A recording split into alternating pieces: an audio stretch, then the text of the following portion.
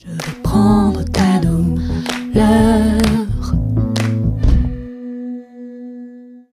Je suis très contente de la session douleur et actualité. Cette année, on a choisi plusieurs thèmes et un nouveau thème est rentré, la médecine générale. La médecine générale, ce sont les soins primaires, cela nous concerne tous et il est intéressant de savoir maintenant faire des ponts et des liens véritables entre l'enseignement de médecine générale et l'enseignement de la douleur chronique. On a à apprendre des deux côtés. Et nous allons pouvoir avancer et j'espère que cette première mise en bouche de la médecine générale au Congrès va permettre l'année prochaine la possibilité de faire une plénière complète sur la médecine générale et la douleur chronique.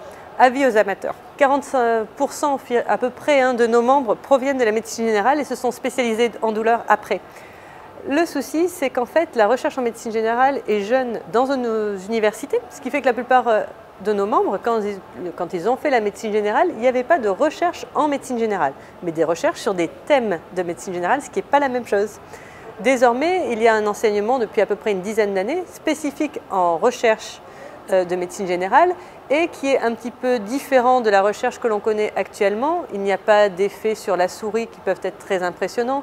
Il n'y a pas d'études avec forcément des gros effectifs de patients. On n'est pas sur du laboratoire, donc on n'a pas un intérêt financier, mais on va être vraiment au cœur du métier. Et c'est-à-dire avec le patient tel qu'il est dans la vraie vie, les médecins et les soignants qui sont autour de son domicile. Sur les acteurs sociaux, on va être sur quelque chose qui s'appelle la vie et il est très difficile effectivement de retrouver ce côté véritable en recherche. Donc on a utilisé des méthodes qui sont plus en fait des filières de philosophes, de psychologues, de linguistes et effectivement il y a un renouveau à faire et désormais de remettre ces techniques dans le champ effectivement de la médecine générale pour mettre en valeur des résultats du terrain et ce qui nous manque énormément pour pouvoir rédiger des recommandations de bonnes pratiques qui soient applicables et acceptées par nos collègues en ville.